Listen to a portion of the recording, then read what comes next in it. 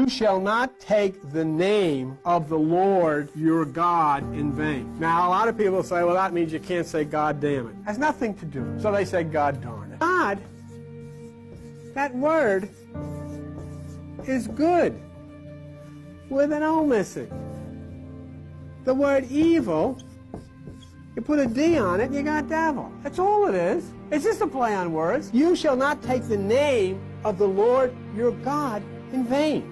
What is God's name? I am. The word vain, among other things, means of no value. Who tells you that it is of no value to look within yourself and find God? What are they doing? They're violating the Ten Commandments. And then you look around and say, geez, I wonder why everything's a mess. Here is God who said, I am. I, me, in you. My name is I am. So I said you, who is God, you say I am. And everybody said, no, you're not. If you actually want to communicate with God, it would be better if you just stay in your little silly-ass religion. Because everybody loves you and you love everybody. Everybody feels good about it. Everything. With your beer drinking, silly-ass routine that you're dancing around the stage and singing hymns and falling all over yourself and spreading water on people and giving all that silly bullshit. Don't think you're going to go to the divine presence in the universe that we call God with your silly-ass religion. It ain't going to fly. You're going to talk to God, you better go clean. A statement is being made that God's name, God's way of meditation, God's name of I am, when described as evil or of no value by religion, is a violation of God's commandment. But I've been told that all the time, oh, you shouldn't do that. People shouldn't go meditating. Meditate on the Word.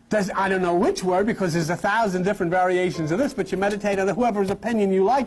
Don't do that. But according to the Bible, when you say that this is evil, you're in violation of God's command. We have a prized religious tradition, and the prized religious tradition is meditation which is personal is wrong. But meditation which is personal is not tradition. Meditation is God's way, because it is of the individual. It is of the universe. It is not of the group. And so tradition has said this is of no value. Church is of value.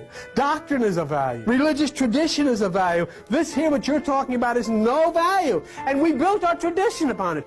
Jesus says, why do you transgress the commandment of God by your tradition? What's important to everybody? Their tradition. I can't miss church on Easter, or I'll go to hell. I go Easter so they don't kick me out. That's your tradition. And why? Because they have neglected I. They have neglected me. They have neglected themselves. They have sold their souls. They come to church and they sell their souls. Here's my money. Take the guilt off me. Tell me a story, and I won't have to worry about anything anymore.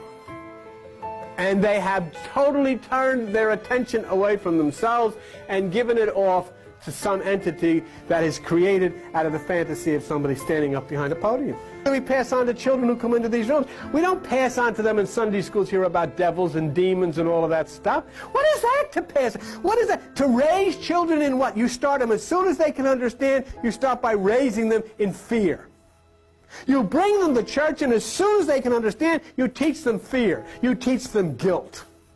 And then their minds go sliding downhill, and the fulfillment of the prophecy of the Bible comes out. It will strike down to generation after generation after generation of your children. Look outside! They take guns to school. They're all on drugs. Who made them that way? Well, the Republicans say the Democrats made them that way. And the Democrats say the Republicans. Nobody wants to take responsibility. You don't want to look at your children who are on drugs because they are telling you this is what kind of a parent you were. Your kid's in prison. Your kid flipped a car and killed somebody, and it all goes back to you. So you don't want to hear the truth. So go to the baseball games and the football games and all your silly alcohol and your parties, and bring your beer and your pretzel, because now everybody's like you. You know, we're a democracy. You're ignorant, ill-informed, unread, dim-witted, religious goofball.